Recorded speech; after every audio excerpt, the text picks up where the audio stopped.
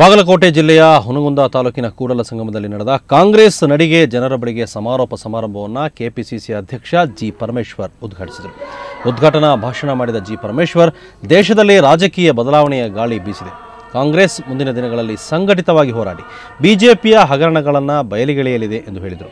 ಇದೇ ವೇಳೆ ಮಾತನಾಡಿದ ಸಿದ್ದರಾಮಯ್ಯ, ರೆಡ್ಡಿ ಬಂಧನಕ್ಕೂ ಕಾಂಗ್ರೆಸ್ಸಿಗೂ ಯಾವುದೇ ಸಂಬಂಧ ಇಲ್ಲ ಮತ್ತು ಬಿಜೆಪಿಯವರು ಸುಳ್ಳರು, ಬೊಗಳೆಗಳು ಎಂದು ವ್ಯಂಗ್ಯವಾಡಿದರು.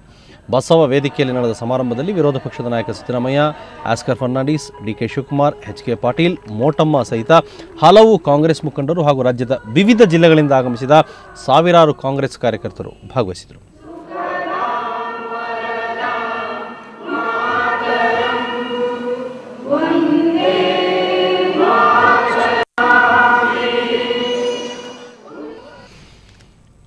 ಕಾರ್ಯಕ್ರಮಕ್ಕೆ ಸಂಬಂಧಪಟ್ಟಂತೆ ಇನ್ನಷ್ಟು ಮಾತಾಡೋಣ. ಮಲ್ಲಿಕಾರ್ಜುನ್ ನಮ್ಮ ಪ್ರತಿನಿಧಿ ನಮ್ಮ ಜೊತೆ ನೇರ ಸಂಪರ್ಕದಲ್ಲಿದ್ದಾರೆ. ಮಲ್ಲಿಕಾರ್ಜುನ್, ಈಗ ಏನು ನಡೀತಾ ಇದೆ ಸಮಾರಂಭದಲ್ಲಿ? ಸಮೀರ್, ಏನೋ ಈ ಒಂದು ಕಾಂಗ್ರೆಸ್ ನಡಿಗೆ ಜನರ ಬಳಿಗೆ ಅನ್ನುವಂತ ಕಾರ್ಯಕ್ರಮದ ಒಂದು ಸಮಾರಂಭ ಇವತ್ತಿನ ದಿವಸ ಬಾಗಲಕೋಟೆ ಜಿಲ್ಲೆಯ ಕೂಡಲ ಸಂಗಮದಲ್ಲಿ ನಡೀತಾ ಇದೆ.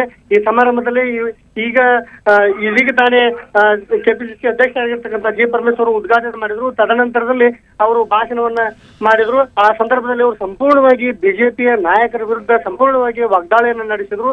ಅದರಲ್ಲೂ ಮುಖ್ಯವಾಗಿ ಈಗ ಪ್ರಚಲಿತವಾಗಿರ್ತಕ್ಕಂಥ ವಿದ್ಯಮಾನದ ಬಗ್ಗೆ ಮಾತನಾಡುತ್ತಾ ಈ ಒಂದು ಅಡ್ವಾಣಿ ಅವರು ಏನ್ ರಥಯಾತ್ರೆಯನ್ನ ಮಾಡ್ತಾರೆ ಅಂತ ಹೇಳ್ತಾ ಇದಾರೆ, ಅದ್ರ ಬಗ್ಗೆ ಬಹಳಷ್ಟು ಕಿಡಿಕಾರದ್ರು ಅಂತಾನೆ ಹೇಳ್ಬೋದು. ಯಾಕಂದ್ರೆ ತಮ್ಮ ಒಂದು ಪಕ್ಷದಲ್ಲೇ ಸಾಕಷ್ಟು ಜನರು ಸುಳ್ಳು ಕಳ್ಳರು ಇರುವಂತಹ ಸಂದರ್ಭದಲ್ಲಿ ಬೇರೆಯವರ ಸಲುವಾಗಿ ಇವರು ಭ್ರಷ್ಟಾಚಾರದ ವಿರುದ್ಧ ಹೋರಾಟ ಮಾಡ್ತೇವೆ ಅನ್ನುವಂತ ಮಾತುಗಳನ್ನ ಹೇಳ್ತಾ ಇದ್ದಾರೆ. ಈ ಹಿನ್ನೆಲೆಯಲ್ಲಿ ಇದನ್ನ ನಾವು ಖಂಡಿಸ್ತೇವೆ ಅನ್ನುವಂತ ಮಾತುಗಳನ್ನ ಹೇಳಿದ್ರು. ಮತ್ತು ಭವಿಷ್ಯದಲ್ಲಿ ಈ ಬದಲಾವಣೆ ಗಾಳಿ ಬೀಸ್ತಾ ಇದೆ. ಈ ಹಿನ್ನೆಲೆಯಲ್ಲಿ ಮುಂದಿನ ದಿನಮಾನಗಳಲ್ಲಿ ಮತ್ತೆ ಅಧಿಕಾರಕ್ಕೆ ಬರುವುದು ಕಾಂಗ್ರೆಸ್ ಖಚಿತ. ಅದರಲ್ಲಿ ತಾವು ಭ್ರಷ್ಟಾಚಾರದ ವಿರುದ್ಧವಾಗಿ ಹೋರಾಟ ಮಾಡಿ ಅದರ ವಿರುದ್ಧವಾಗಿ ನಾವು ಆಡಳಿತವನ್ನು ನಡೆಸ್ತೇವೆ ಅನ್ನುವಂತ ಮಾತುಗಳನ್ನ ಹೇಳಿದ್ರು. ಹಮೀದ್, ಸೊ ಅದನ್ನ ಹೊರತುಪಡಿಸಿ ಬೇರೆ ಯಾರೆಲ್ಲ ನಾಯಕರಿದ್ದಾರೆ, ಪ್ರಮುಖವಾಗಿ ಯಾರೆಲ್ಲ ಏನೇನು ಮಾತಾಡಿದ್ರು? ಈಗ ಇಲ್ಲಿವರೆಗೂ ಮಾತ್ರ ಈಗ ಜಿ ಪರಮೇಶ್ವರ್ ಅವರು ಮಾತ್ರ ಮಾತನಾಡಿದ್ದು. ಈ ಒಂದು ಸಮಾರಂಭದಲ್ಲಿ ಈ ಒಂದು ಆಸ್ಕರ್ ಫರ್ನಾಂಡಿಸ್ ಆಗಿರ್ಬೋದು, ಡಿ.ಕೆ. ಶಿವಕುಮಾರ್ ಆಗಿರ್ಬೋದು, ಸಿದ್ದರಾಮಯ್ಯ ಆಗಿರ್ಬೋದು, ಸಾಕಷ್ಟು ಜನರು ಉಪಸ್ಥಿತರಿದ್ದಾರೆ. ಅವರು ಇನ್ನಷ್ಟೇ ಮಾತನಾಡಬೇಕಾಗಿದೆ. Okay, thank you Mallikarjun. ಬಹುಶಃ ಈಗಾಗಲೇ ಕಾರ್ಯಕ್ರಮವನ್ನು ಉದ್ಘಾಟಿಸಿ ಕೆಪಿಸಿಸಿ ಅಧ್ಯಕ್ಷ ಜಿ ಪರಮೇಶ್ವರ್ ಮಾತನಾಡಿ ಬಿಜೆಪಿ ರಾಷ್ಟ್ರವ್ಯಾಪಿ ಕೈಗೊಂಡಿರುವ ಭ್ರಷ್ಟಾಚಾರ ವಿರೋಧಿ ಯಾತ್ರೆಗೆ ಸಂಬಂಧಪಟ್ಟಂತೆ ಮಾತಾಡಿದರು. ತಮ್ಮ ಪಕ್ಷದಲ್ಲೇ ಅನೇಕರು ಭ್ರಷ್ಟಾಚಾರಿಗಳಿದ್ದರೂ ಕೂಡ ಈ ರೀತಿ ಯಾತ್ರೆ ಹೊರಟದ್ದು ಎಷ್ಟು ಸರಿ ಅನ್ನೋದು ಪರಮೇಶ್ವರ್ ಅವರ ಪ್ರಶ್ನೆ.